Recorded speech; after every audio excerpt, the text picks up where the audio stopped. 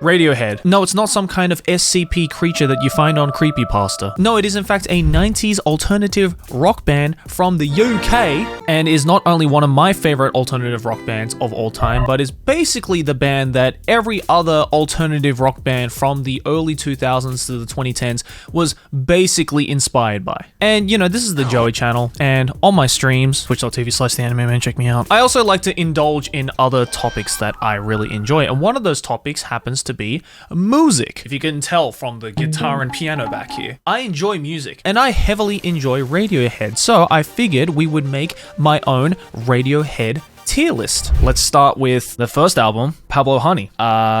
Still alright, in my opinion. I'm not gonna say let's forget this exists. I think it's just okay. It's just alright. Because there's a couple of good songs. Fucking Creep is still a pretty cool song. There's some like solid songs on this album. It's just, you know, it's good, but not Radiohead good. You know what I mean? Next is The Bends. I'd say it's near perfect. It's, in terms of way more bangers. No. Way better songs on it. Again, not amazing. Some songs are kind of meh, but like, you know, there are a lot of good songs on that album. You know, like My Iron Lung is a fucking amazing song. High and Dry is an amazing song. So yeah, also great. After that is OK Computer. I mean, that's a perfect album. I don't care what anyone says. People can say, oh, it's fucking overrated.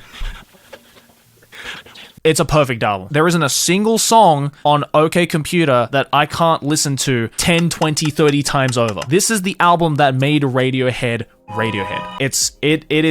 It's great. Beautiful. It's a 10 out of 10 album. What came after that again? Kid A, right?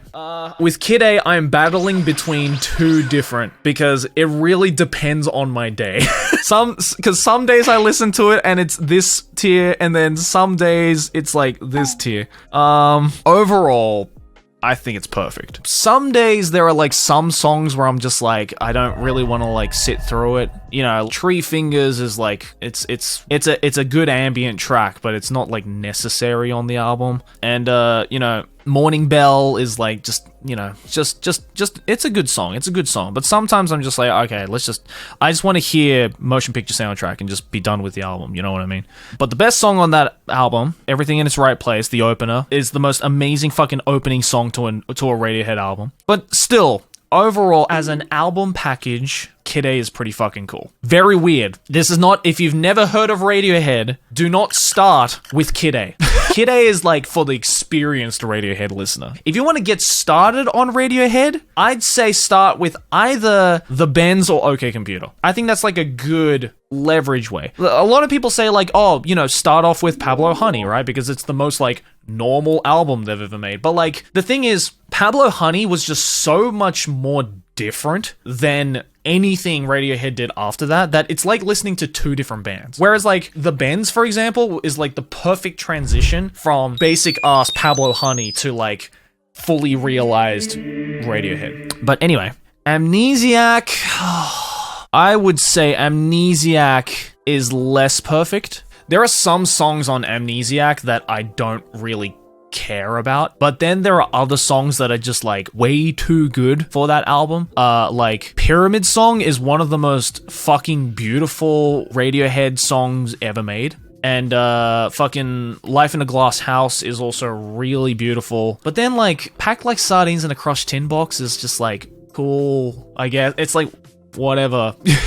All right, you're getting a little experimental, Tom. I respect that, but you know, it's kind of just like weird, whatever. It's not exactly like, whoa, you know, it's pretty fucking crazy, or what a genius. If it wasn't for Pyramid Song on this album, I think it would be like almost on the same level as Pablo Honey. But that's just me, of course. That's just me. Next is Hail to the Thief. I would also put this in less perfect. Again, exactly like Amnesiac, I put in less perfect because, in my opinion, it is very much similar to Amnesiac in the sense that there are some great fucking songs, and then there are other songs which are kind of just like, oh yeah, that song existed. Okay, 2 + 2 = 5, probably also like #1 contestant for like the best opening song to a Radiohead song, right? Like, but that song hits fucking hard. And then I really like, you know, songs like We Suck Young Blood. It's really slow and like kind of like groovy. I don't know, there's something about that song I really like. And like even songs like I Will, is like, I love the fucking, how like kind of slow and like drony and like moody it is.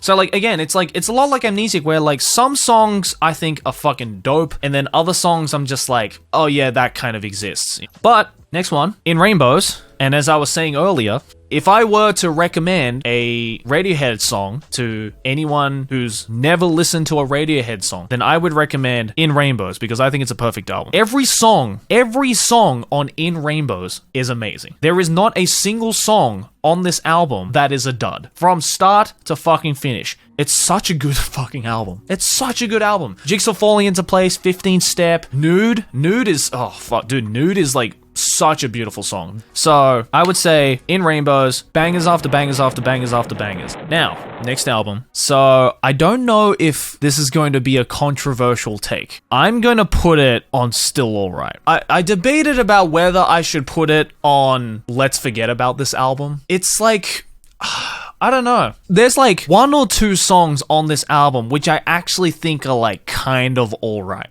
Like, Lotus Flower is easily my favorite song on the album. I would argue it's the only good song on the album. It's the only banger on the album. Like, overall, as an album experience, it's definitely not my favorite. If Lotus Flower was not on The King of Limbs, it would be like a let's forget about this. So, I'm putting it like in the Still Alright category. And so, finally, we have their latest album. And by latest, I think it came out in like, what, 2018 or something? 2016. Oh my god, it was already 6 years ago Moonshaped Pool came out? Holy shit. Moonshaped Pool, for me, is, I'm going to say near perfect. Not perfect, but pretty fucking damn close to being perfect. Obviously, you know, Burn the Witch, Daydreaming, True Love Waits, all great songs. But like, I don't know. I think it's because the entire album, like, really does, like, blend into, like, one mood that some songs I almost forget even exist on this album. For example, like, Tinker Tailor, that song I forget. I know I've listened to this album multiple times, but there's just a couple of songs in here where I'm like, wait, how does that song go again? Like, I'm sure if I listen to it, I'd be like, oh, this is a great song, but it's not sticky. It's not memorable. It's not as memorable as some of the other songs on this album. So I'd say Moonshaped Pool, great fucking album, but not perfect. Still a fucking fantastic album.